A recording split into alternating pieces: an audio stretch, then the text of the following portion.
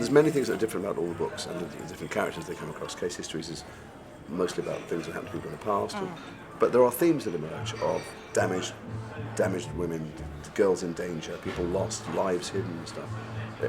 Are these themes that you return to because they're things that are important to you or happen to you, the autobiographical elements? Stop and think when people mention the word themes to me, because I never consciously set out to write anything with theme. I just write, and maybe then your subconscious must be. I putting look it out back there. at things and I think, oh, that's very interesting that I seem to write about the same thing all the time. In fact, no, I think, well, there is no interest in happiness. You can't write a book about happiness. You can try, but it ends up The movie maxim is no one wants to buy a ticket Yeah. to see the Village of the Happy People. Yeah, exactly. So you write about damage, basically, Right. and I think it's a fascinating thing to explore.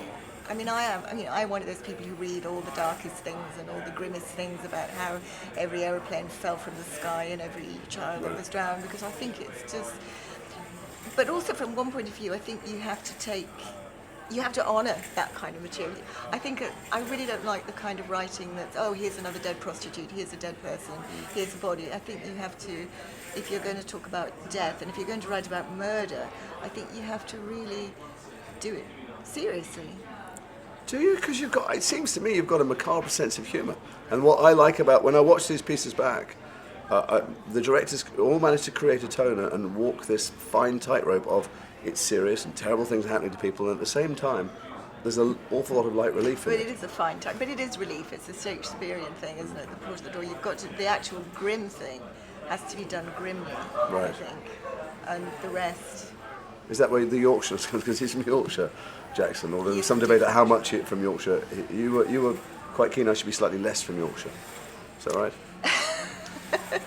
No one's watching, it's fine. What are you talking I about? think, well, no. I think we had a slight debate about his accent, because I wanted you to speak like my cousin Michael, and you decided Michael sounded too posh, and I thought that was interesting because there is a fine line between posh Yorkshire and very posh Yorkshire, which you probably Right. can't buy into being from the other side of the divide. But I think in the end, you sound good. Or maybe Right. I've just got used to the way I think you you get used to it. sound, It must be maybe. hard. You have something in your head Yeah. anyway, and then I it don't must take a while to yes, let go of it. originally I didn't think of him sounding as broad as that, because he'd been in England for a long time, and then he'd been polished up a bit. I think he'd been sanded down. Now, I polished fancied a up. beard as well. That was subject of much debate, wasn't There's it? much debate. That's why I've yes, grown it for this. much- It's the only time I could get to be a beard. Much debate. I in the end came down on pro stubble. Did you? Yes. Well, that was kept from me. But I think you're a little too beardy. Right now. Because Good to know. women, no man with a beard can acknowledge this, but most women don't like beards.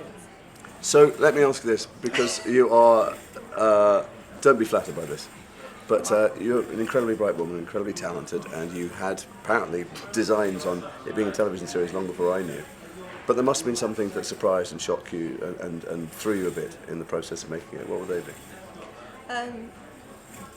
I was quite close to this project because you filmed in my hometown, so I probably hung around a lot more than most people. You know, you were filming in 2 streets away from me, so there was a different kind of. I'm trying to think, that didn't surprise me.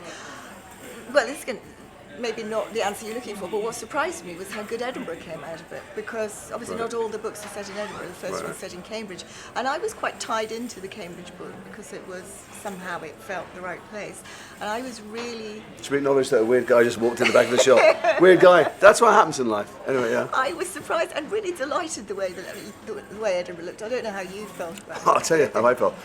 This is how much I know I wanted to play Jackson.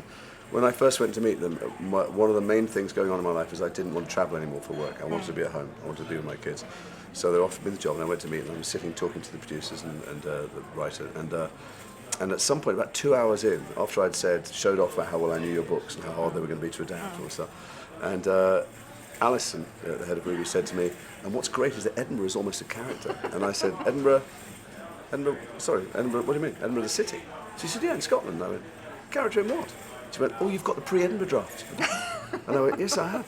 And she went, is that a problem? And in that moment, I realised I could say, well, it is actually. I really want a job in London, and that I'd feel sick if anyone else played him. And it was that moment I knew I had to do it.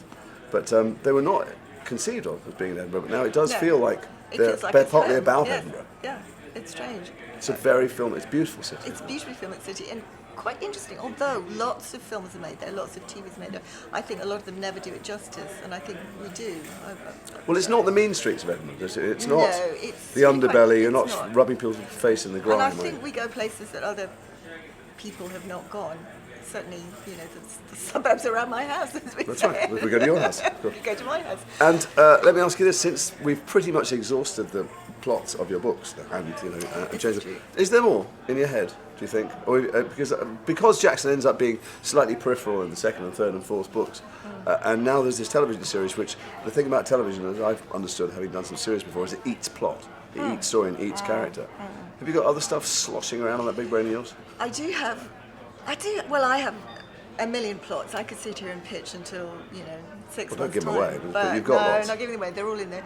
But I do have Jackson. It's funny because now with the TV, I've divided my brain off, my huge brain off, into plots that would work for TV and plots for novels. Right. So and they are different, and I think that too has highlighted the difference for me, interestingly. But when I asked you what was surprising, you said, "Oh, what's surprising is that Edinburgh came out well." But that's not quite the same. I'm interested in something slightly more uncomfortable for you. What slightly rocked you, and what were you not prepared for? Maybe it's the level of collaboration, how much you have to let go, or maybe it was characters not turning out how you imagined, having to see I think I had fresh. some problems with some of the casting. Right. That they just did not have the right faces. That you had seen for years. Well, the thing is, I don't see. I mean, if you look at my books, I very, very rarely describe a character. Right. Hardly ever. I might say they're big, but that's about as far as I go. And so, but I know kind of the ambience of the character, if you can imagine that. And so, with some of the casting, I was just, no, that's not right, that's not right, that's not right, that's not the person. And in a way, I've grown into it.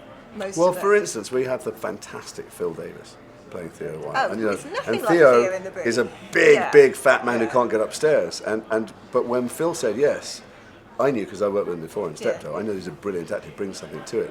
But I imagine those people, and for you, having lived with Theo for a long time, it must have been a bit of a shock to go, wait, this is not a big, tall, fat man at all. No, because I had my list of fat actors who I thought of. But then I think Phil Davis is such an amazing actor that I was really happy to have, more than happy. I was very pleased that Theo shrank and became asthmatic and whatever. So that was, some things were surprisingly good, some things were surprisingly unsatisfying about it. But Does it make you want to write, cast, direct, edit, produce? Does it make you want to extend the same controlling things to... of course.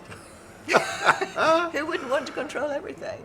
Some people, I guess. I think that is something you have to come to. I think it's probably my personality more than anything, and I think you do have to come to terms with the fact that it's a totally collaborative thing, and other people are always going to have their say.